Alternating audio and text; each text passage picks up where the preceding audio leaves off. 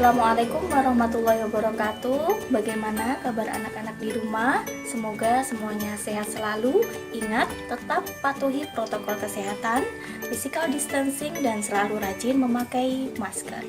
Baik, bertemu lagi dengan Ibu Rafiut hari ini. Kita akan belajar tentang adaptasi tumbuhan. Adaptasi tumbuhan adalah salah satu materi pada mata pelajaran IPA di kelas 6.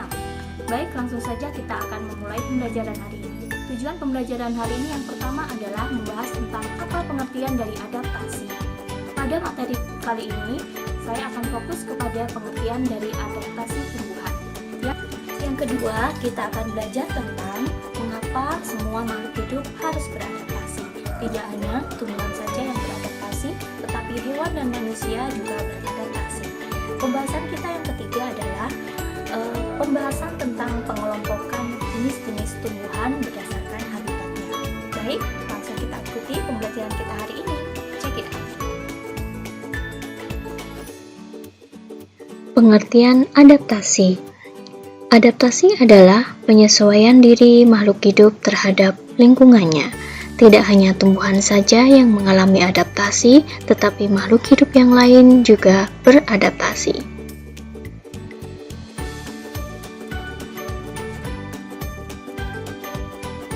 Contoh adaptasi. Contoh adaptasi pada tumbuhan, misalnya pada tumbuhan bambu. Tumbuhan bambu memiliki bulu-bulu halus pada bagian luar batangnya.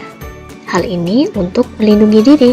Bulu halus tersebut dapat menyebabkan gatal pada kulit jika disentuh. Mengapa harus beradaptasi? Ayo, siapa yang tahu mengapa harus beradaptasi?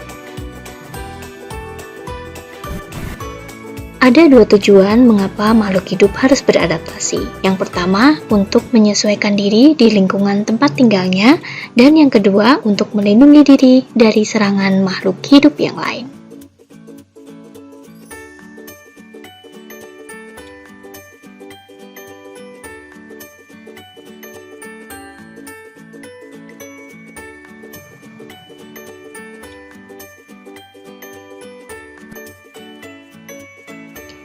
Pengelompokan tumbuhan berdasarkan habitatnya. Ada 5 macam. Yang pertama adalah hydrofit, kedua hygrofit, ketiga xerofit, keempat mesofit, dan yang terakhir halofit. Masing-masing akan Ibu jelaskan pada video berikut ini.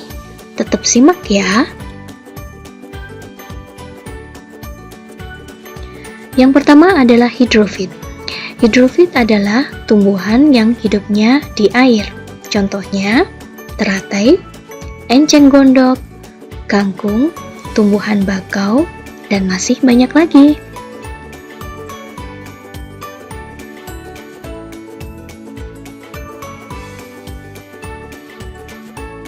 Berikut ini adalah ciri-ciri teratai. Yang pertama, sebagian tubuhnya hidup di atas permukaan air, memiliki daun yang lebar untuk mempercepat penguapan air, tangkai daun tidak tenggelam, batang berongga, akar yang panjang yang terbenam di dasar air untuk menjaga keseimbangan.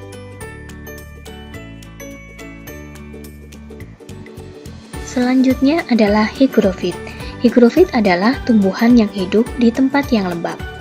Ciri-cirinya memiliki daun yang tipis dan lebar. Contoh tumbuhan hygrofit yaitu ada lumut, ada tumbuhan paku, dan ada suplir, dan masih banyak yang lain tentunya. Jenis yang selanjutnya adalah xerofit. Xerofit adalah tumbuhan yang hidup di tempat yang kering. Cirinya adalah berdaun tebal, bahkan ada yang berbentuk duri. Seluruh tubuhnya dilapisi kutikula, batangnya berair, dan akarnya panjang.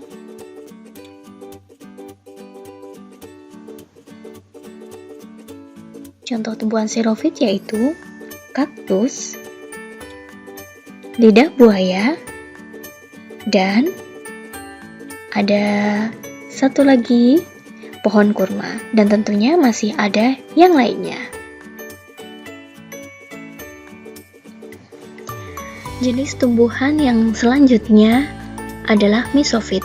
Mesofit adalah tumbuhan yang habitatnya ada di daerah yang tidak begitu dingin maupun tidak begitu panas. Tumbuhan mesofit ini sangat sering kita jumpai karena banyak di sekitar kita.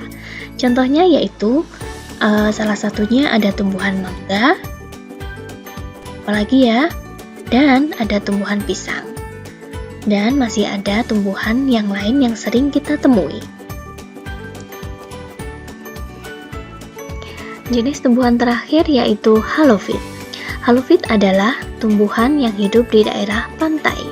Tumbuhan yang hidup di pantai seringkali tergenang air laut sehingga hidup dalam kondisi dengan salinitas yang tinggi.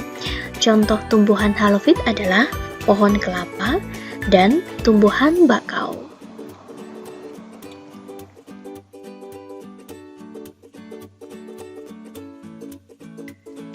Nah, demikian pembahasan tentang adaptasi tumbuhan. Sekarang penugasan ya, amati berbagai tumbuhan yang ada di sekitarmu serta klasifikasikan tumbuhan tersebut sesuai dengan habitatnya masing-masing. Selamat mengerjakan. Baik, alhamdulillah sekian video kali ini tentang adaptasi tumbuhan. Semoga video ini bermanfaat bagi anak-anak semua.